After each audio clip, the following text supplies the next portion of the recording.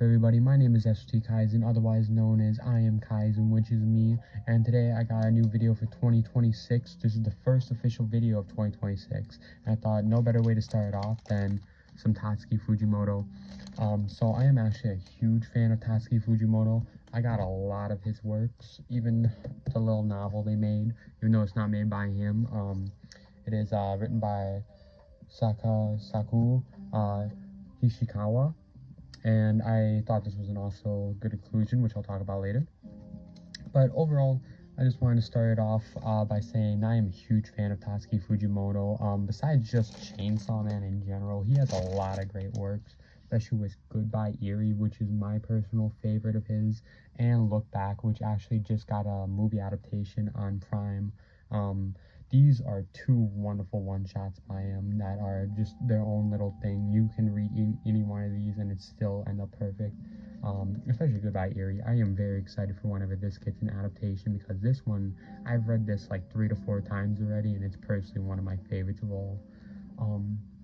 But yeah, Tatsuki Fujimoto is personally one of my all-time favorites. I originally found him when I was reading not only Goodbye Eerie, but I got these two gifted from a friend, 17 through 21 and 22 through 26, which also just recently got some adaptations on Prime as well, which I highly recommend because they are amazing adaptations. So starting off with 17 through 21, we have some of my favorite stories, especially a couple clucking chickens still in the schoolyard. This one of my favorite adaptations and manga reads, because it follows last two people on Earth, and they are surviving by being chickens.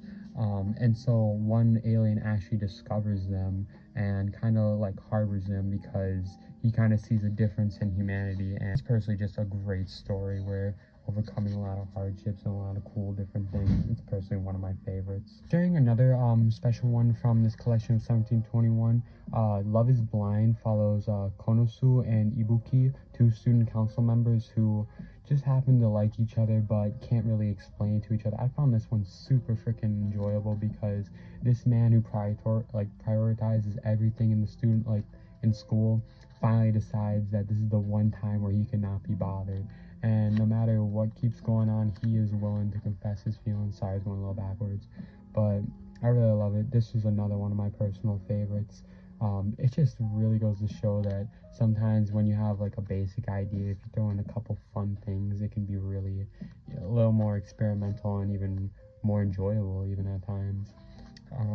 So I also do want to talk about 22 through 26. This one also has one of my personal favorites, which is Nayuta, the Prophecy, which kind of has a direct correlation into to what is going on inside of Chainsaw Man.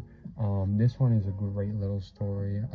It basically follows a boy who tries to protect his sister, who was kind of born part devil, and she only speaks in vulgar words and stuff like that.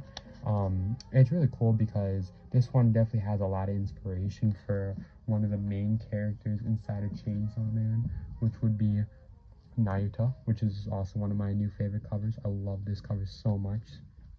Next up, we have Goodbye Eerie, which is also a Tatsuki Fujimoto one-shot story. We talked about this a little bit earlier, but this one is personally one of my favorites. It follows a boy who actually has trouble finding a good film. He doesn't really know exactly how to do it. It starts off with him filming some of his family, basically his mother's last moments, and he kind of turns it into his own little film. And some people actually kind of criticize him for doing this because in doing so, it kind of is a little like sad, you know what I mean? It's not really right morally to film somebody in their last moments, but to him it was very something like very monumental for him because it holds a passion to it, but at the same time it also carries a lot of things that others do not want to feel again, which is okay. And in doing so, he kind of tries to commit the word, and in doing so, he ends up meeting this girl at the hospital right before he's about to jump. and her name is Eri, and she also likes films, and she watches his and considers it mediocre. So she tries to teach him by watching multiple films to kind of get an idea of what he needs to do. And I just love the paneling. All the panels are just exactly like this in a 4 format where it's like 1, 2, 3, 4. I love that because it really builds like the facial expressions. Like, look at that. You can really see it like emotionally within each character, and I love it. And so doing so, they both decide to team up and make the ultimate film. I won't get too much more deep into this because I highly recommend reading this. It has a lot of unique twists, and the ending, probably one of my favorites. I really love the ending. It is so awesome. I can't get really into it because it'll be a huge spoiler. But Goodbye Eri is 10 out of 10, highly recommended. I do think that everybody should read this first as the first ever Tatsuki Fujimoto series. Now we're going to be jumping right into Look Back. Look Back by Tatsuki Fujimoto. This actually follows two students, Fujino and Kiyomoto. They are both they both love to draw comics. It starts off with really the girl being kind of notorious for her drawings, but after a while they become kind of stale because she doesn't really have any like real progress. And so she meets this one student named Kyoto, and she actually does like some extremely great work, and it really changes her opinion. So she tries to study and study and study to become this great manga artist, and in the end she can't really match the vibe that Kiyomoto can do. And I really like this one because it's like one of those things where it's like you grow to love somebody out of their same hobbies and stuff like that.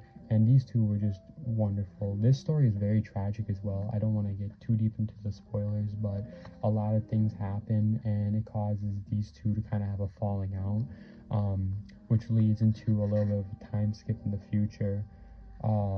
It's a really, really great story of just really trying to get back on your feet and just trying to look ahead while the bad times can pass you by. This adaptation was wonderful. I've watched the movie twice already, and I personally think this is another one that needs to be read. If you aren't going to read Goodbye Eri first, I highly recommend watching or reading Look Back right away because this one will really hit you. It really has a lot of the same vibes too as one of his earlier stories, Shikaku, which is the last story in this one, following also a manga artist. Well, not really a manga artist, but an artist trying to get past their traumas. And I really thought this one was really good. If you really like art in general, these are a must read. And then finally, we're going to talk about Chainsaw Man. So first off, with the buddy reads, like I said before, this is not directly made by Tatsuki Fujimoto. Instead, it's by Sakaku Hishikawa, and it's 4 different stories really of 4 different novels. Oh, it's even got a plot poster. I totally forgot about this of Young Kishibe and Young Kwanshi. And the other one, I love this one. You got Power, Denji, and Aki all together at their younger selves. This is non-canon, but I just love the art because it really hits, especially after you read part 1 and you kind of know what happens with everything. But the 4 stories are very unique. The great detective Power and the assistant Denji, 9 years savior, the day they became best buddies, and Enoshima Island of Dreams. All really good stories. If you're not really a fan of novels, there's not really many pictures in it. So keep that in mind if you're not really much of a reader and you kind of like seeing what goes on. There are a couple cool illustrations in here. Personally, one of my favorite ones is definitely the Kishibe and Kwanshi early days. It really does a great job like showing their relationship as they start as devil hunters. It hits really different when you read this one and then you see fast forward into the international assassination arc, because it really like shows like their divided like feelings of how they feel about one thing and the next. And then personally, my other favorite one, Enoshima Island, the Dream Island. This actually was the promise Makima made to Denji, saying that they'd one day all be able to go on a trip. And I found this one super cool because, a little spoiler right here, it actually is a dream right before the final fight, and it's just a cool callback because it makes you think, like, Denji's gone through so much, and the fact that this is actually not the real reality and more of something of his imagination, which he always wanted to do with all of them. It really hits hard because it hits like monumentally on a family vibe, because for Denji, he never really had a family, and that's why he kind of becomes the way he is, vulgar. He doesn't really care about much. He kind of has his own little opinions and everything. But yeah, I found this story in it, all the stories in this, to be really good. So yeah, if you're a fan of novels, definitely pick this one up because it is a fun one. You get a little extra bonus content here, all detailing part 1. And I really hope to make a second one for part 2 because I feel like there's a lot of stories that could be finished that haven't been even mentioned yet. And now finally, we're going to talk about Chainsaw Man, the main man himself. So I brought out part 1 and the start of part 2 because they are connected, part 1 and part 2. And I also brought the Naruto cover because I really love Naruto, miss her. But basically, yeah, Chainsaw Man starts with the boy named Denji. This is probably his most popular series too. And just Denji was really just a poor man who would do anything for money. He's already at like death's door at this point, right at the beginning of the series, because he actually contracts the same illness his mother has. But in doing so in the hard life, he actually meets possibly one of the best characters ever in the series, Pochita. And in doing so, knowing that they both had like dealt with a lot of stuff, he makes a contract so that they can have a better life. And so they just basically do a bunch of just like odd jobs until the point where they are actually betrayed by said mafia members that he is working for, because Pochita is actually somebody very important. And in doing so, he grants his wish basically to live a better life, and they bond together. So basically Pochita becomes his heart and kind of fulfills his dreams of moving forward. And Chainsaw Man's probably like one of the most bizarre kind of series ever, because you know damn well he does not want to be here and he's only really doing it for his own self-gain. But as time kind of goes on, you kind of grow to like Denji a lot more, because not only is he just kind of a wild antic character who really only has a sex drive keeping him going, you also got great characters in here like Power. Power is personally one of my favorites too. She is like the protagonist of Denji. And you also have a character named Aki, which you meet very early on. This is like one of his first introductions where he kind of tells him to leave the devil hunting business because it's not for him, and Denji just basically tells him, up yours. And I love that. These two have a great bond together, and they're personally two of my favorites. Yeah, Chainsaw Man, an all-time favorite. I had to pick up the Zashi. This is the first ever chapter in it. So chapter 1, the one I just showed before, details all of it, but just in the original format. I love it. I love Chainsaw Man a lot. And then we're gonna finally end it off with part 2, which is currently ongoing still.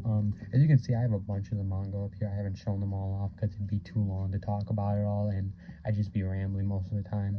But part 2 with Asa Mikoto is honestly, I really hope I did not butcher her name, because Asa Mitaka. I don't know if I said that even right in the beginning, but yeah, it follows her as she actually makes a contract with the War Devil. After the events of part 1, it jumps a couple months ahead, where with a new protagonist, and she also deals with a lot of hardships. And Asa's grown to be one of my new favorite characters as well, just because she deals with a lot of shit in general, and a lot of people don't ever cut her any slack. So she's very relatable to Denji in a different sense, where it's more of like being alone and not really having anybody to like help you like guide your own way. And I found this story to be really good so far. I thought that the War Devil contract was really cool because he can basically turn anything that she claims as hers as a weapon. And overall, I think this one is still cooking, but it can get better, you know what I mean? If you're not really a fan of part 1, you're definitely not gonna like part 2, because part 2 is a lot slower and it takes a lot of time to build up this new character compared to Denji. Denji does make an appearance later on into the series. It takes a couple volumes as it mainly focuses on Asa, but when they finally get stuff rolling, it's been really good. Like I said, it is still ongoing. I currently just picked up volume 19, which is kind of hard to see back there, but yeah, overall, I am a huge fan of Tatsuki Fujimoto, and I hope this video was able to show you guys how much I actually enjoy his work. I have a lot of his like cool, like just random stuff, really, you know what I mean? I just have a lot of stuff just lying around. It'd take me a while to just dig everything out, but yeah, I am a huge fan of Tatsuki Fujimoto, and I hope you guys can become one too, because he has a lot of great works, and personally, he's one of my favorite authors of the modern generation.